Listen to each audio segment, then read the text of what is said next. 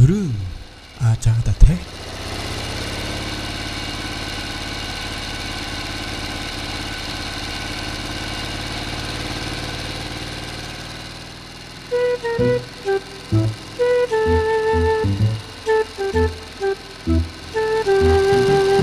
ែបងហុយជើញទៅណាឯងក៏លឿនម្ល៉េះនេះអូលបងខ្ញុំអ្នកប្រញាប់ជួបម្ចាស់ sponsor ហើយ sponsor នឹងអីគេលបងអូលបងអានឹងណាគេហៅថាអ្នកឧបត្ថម្ភកម្មវិធីអូអញ្ចឹងទេហើយកម្មវិធីអីគេដែរលបងកម្មវិធីបុណ្យខ្មោចណាលបងអីបុណ្យខ្មោចឥឡូវសុទ្ធតែមាន sponsor ទៀតអែមស្នេហ៍បាទលបងខ្ញុំទៅសិនហើយណាពូបញ្ញាប់បន្តិចតែខ្លាចអានោះវាងាប់ចោលអត់បានតន់វាណាបាយបាយអូខេស៊ីយូលបង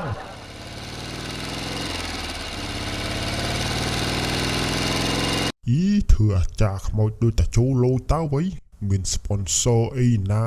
អែមស្នេហ៍ហ្មង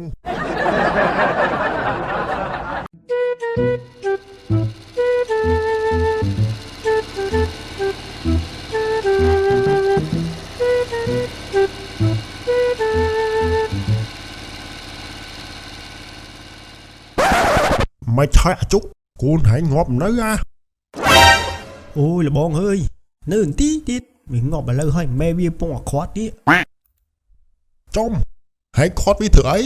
យ៉ាត់តែវាលែងងាប់ខាតអញហើយអានេះហើយចុះតែឯងមិនចង់បានលុយម៉េះហើយជីវិតកូនខ្ញុំឲ្យងាប់ស្រួលម៉េចខំចាំមានងាប់បានប៉ុណ្ណឹងណាម៉ែឲ្យខ្ញុំងាប់ទៅម៉ែកុំឲ្យអស់លុយច្រើនកូនកុំងាប់អីណាកូននៅជាមួយម៉ែសិនណាកូនណាជួយរកលុយម៉ែបងអង្គការសិនណាកូនណាចំមើលវានិយាយអញខំមកបនខ្មោះអាចយចោលបនគេសុតតោកញ៉ាអញមិនដឹងទេ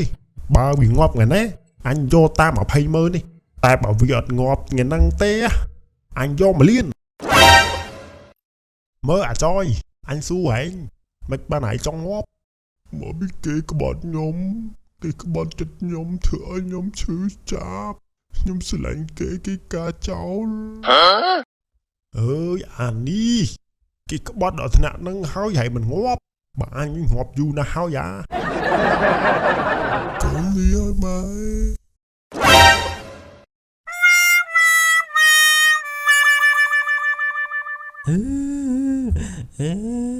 កូនអញងាប់ហើយកូ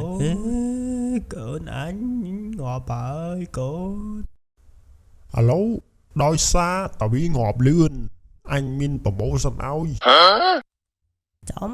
បនខ្មោចមានប្រម៉ូសិនទៀតតាមានឥឡូវអញប្រម៉ូសិនឲ្យបើយកមីក្រូ2000000បើដាក់បាសអញគិតតែ50000នេះហើយបកកេះ1លានគត់គិតមិនឲ្យវាអើយដាក់បាសទៅម៉ែវាខ្ញុំចង់ឲ្យកូនយើងសប្បាយចិត្ត